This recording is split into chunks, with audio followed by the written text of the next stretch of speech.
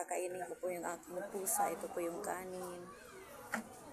Ito po yung ulam po nila, sardinas. Yan po yung pinapaulam ko ngayon. Hapunan nila. Yan. Ilalagay ko po lahat yan. Mamaya tatawagin ko sila.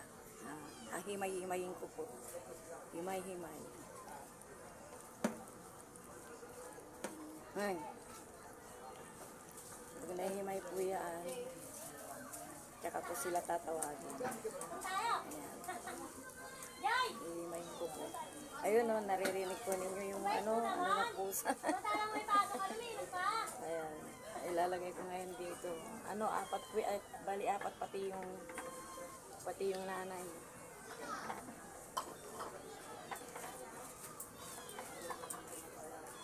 Don.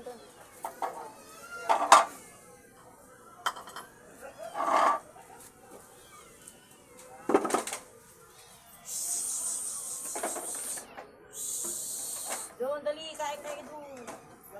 Yan sila.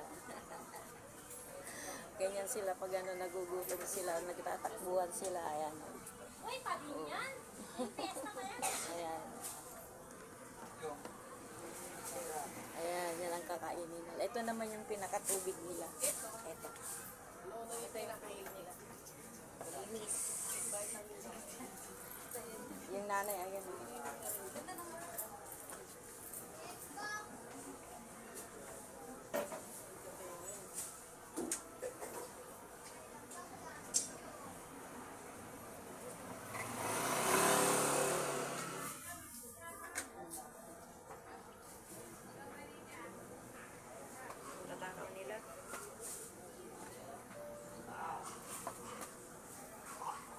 Sardinas, yan.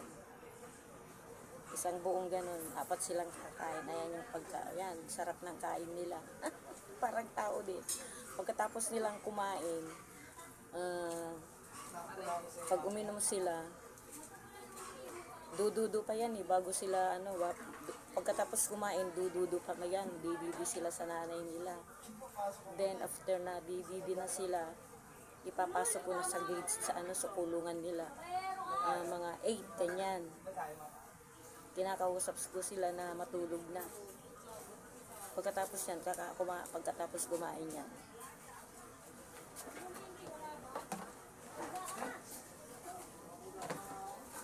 Daan.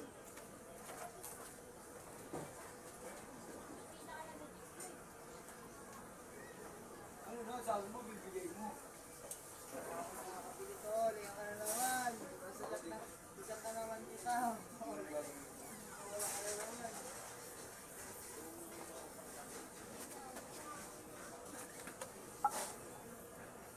Minsan, ayaw nila ng tubig. Gusto nila yung gatas. Kaya lang sinasanay ko na Abangin sila mo speaker, mata. uminom ng tubig kasi noon gatas.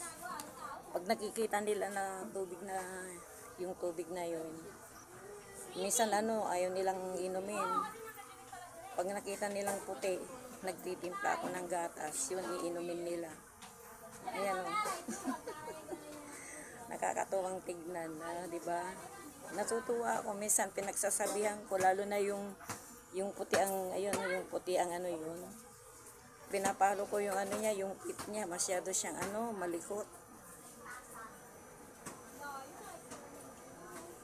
Umaakit na yan sa pader. Minsan nga pumapasok sa bahay ng may bahay. Nakakahiya tuloy. Pero itong puti na to, yung puti na yun, kapag sinabi ko na, pag ganon, alam nila na tinatawag ko sila. Kunwari nagtatago, nakikita naman sa may pintuan. Diba nakakatawa yung ganon, mga halaga mong pusa. O ayan, malalaki na sila. Ayan sila. Diyan lang sa may pintuan, Ayan yung pintuan. Ayan yung lutuan. Ayun. Diyan nasa baba na yan, Yan na sila. Ayan. Hindi pa sila tapos. Pagkatapos kumain yan, mag-iinat na sila. Yung isa na yun, yung nandoon, yun, yung isa na yun, yun. Yun, yung isa na yun. Kapag, yung pag binigyan mo siya ng ulo, iisa lang, siya ang ano, nakakuha, siya ang nakasakmal ng ano na yun, ulo. Ayaw nang mamigay. Ayaw na niyang bigyan yung mga kapatid niya, nagagalit na. Ayun, lumipat sa kabila yung isa, yun o. Oh, yun. Kasi yung kumakain, ano, mahina kumain. Kaya inaagawan siya. O, ayan, yung puti ang ano, yung puti ang pahaya na yun. Matakaw siyang malaki ang katawan. Di ba ulan yan, lo? Pinapaubayan na lang ng nanay na mauna silang kumain minsan pag pinauna niya at may natirang pagkain, tsaka naman siya kakain. Shh. Shh. Kain. Shh.